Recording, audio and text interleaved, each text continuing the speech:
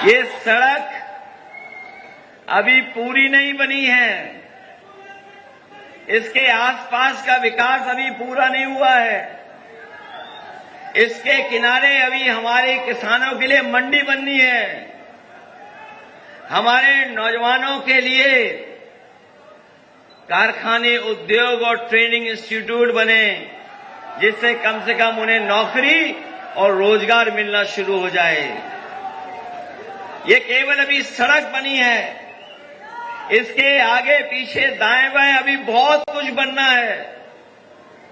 जैसा उनका दिल है वैसे ही वो चीजें बनाते हैं। अगर सड़क के किनारे जाएं तो शौचालय बताओ कितने बड़े बने हैं,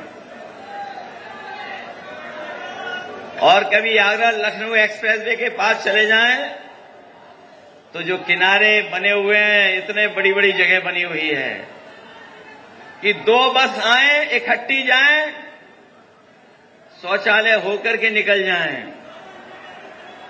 लेकिन अगर इनके शौचालय देखें आपने कैसे हैं, अगर एक बस खड़ी हो जाए तो बताओ लंबी लाइन लगानी पड़ती कि नहीं लगानी पड़ती है। और ये बात मैं इसलिए कह रहा हूं कि इनका सबसे प्रिय काम रहा शौचालय बनवाना, और इसके बाद पूरे प्रदेश के गांव खोद दिए इन्होंने। जो टंकियां बनाई हैं वो भ्रष्टाचार का भार नहीं सह पा रही हैं। जैसे ही पानी भरता है उनके अंदर,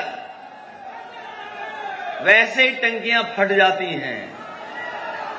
और पिछले 3 महीने से मैं देख रहा हूं, अप्रैल में फट गई लखीमपुर की, फिर मई में एक फटी, जून में भी फट गई, जुलाई में भी चली गई टंकी, और अभी देखना अगस्त, सितंबर आगे महीने आएंगे उसमें भी एक एक टंकी अपने आप गिरती चली जाएगी। ये है इनका विकास।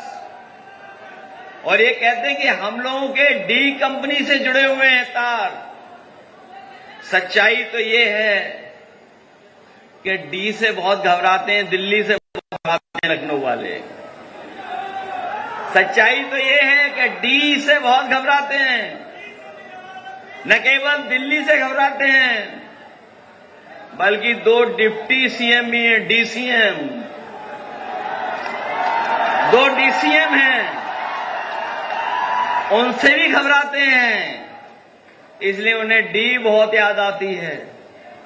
इधर हमने आपने देखा और सुना कि जब जब बिहार के चुनाव आते हैं ये कहीं न कहीं आरक्षण के खिलाफ बोलने लगते हैं, संविधान के खिलाफ बोलने लगते हैं, समाजवाद के खिलाफ बोलने लगते हैं, सेक्युलरिज्म के खिलाफ बोलने लगते हैं। और सच्चाई तो ये है कि ये सीधे सीधे जब आरक्षण के खिलाफ नहीं बोल पाते हैं, इन्हें अपने वोट का डर सुनाई देता है, दिखाई देता है, तो सीधा सीधा आरक्षण के खिलाफ नहीं बोल पाते हैं। इसीलिए पीछे से मुड़ करके वो पीछे से कहते हैं कि समाजवाद खत्म होना चाहिए, सेक्युलरिज्म खत्म होना चाहिए। जिन लोगों ने इतिहास पढ़ा होगा वो जानते होंगे, जिस समय भारतीय जनता पार्टी की गठन होने की कार्रवाई हुई थी और उनका जब पहला अधिवेशन हुआ था, उस पहले अधिवेशन में ये तय कर रहे थे भारतीय जनता पार्टी के लोग कि किस विचारधारा से उनकी पार्टी चलेगी।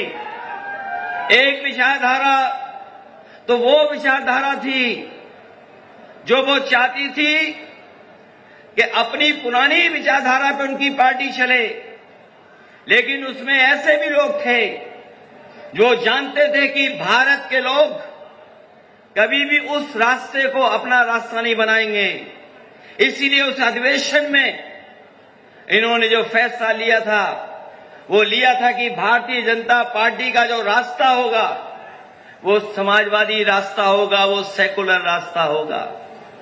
लेकिन आज वो भूल गए, क्योंकि उनके पहले अधिवेशन का जो प्रस्ताव था वो प्रस्ताव यही था कि वो समाजवादी रास्ता और सेकुलर रास्ता अपनाने का काम करेंगे।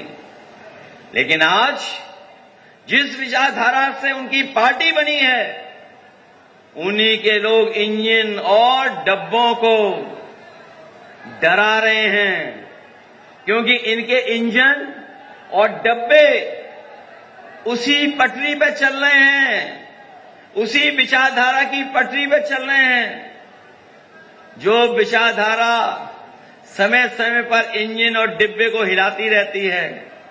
याद रखना, ये इंजन इस बार नहीं टकरा रहे, डब्बे नहीं टकरा रहे हैं।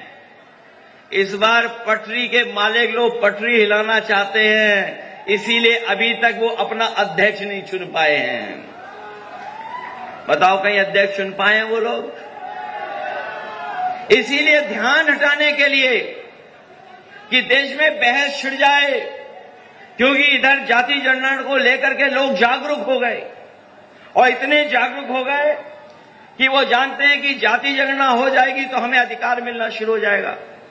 इसीलिए समाजवादी पार्टी ने संकल्प लिया है कि जो सपना बाबा साहब भीमराव अम्बेडकर जी ने देखा, जो सपना डॉक्टर राम मनोहर लोहिया ने देखा, जिस रास्ते पर नेताजी और हमारे आपके तमाम समाजवादी नेता चले कि सामाजिक न्याय का रास्ता हो, सामाजिक न्याय से हमें बदलाव होना है। इसलिए आज के दिन जब हम लोग आजमगढ़ में इस स्थान पर इकट्ठे हुए हैं, एक नई शुरुआत कर रहे हैं, तो हम संकल्प लेकर के जाएं कि आने वाले समय में हम लोग समाजवादी लोग मिलकर के सामाजिक न्याय की स्थापना कर करके अपने पीढ़ी के परिवार के लोगों को सम्मान और हक दिलाने का काम करेंगे।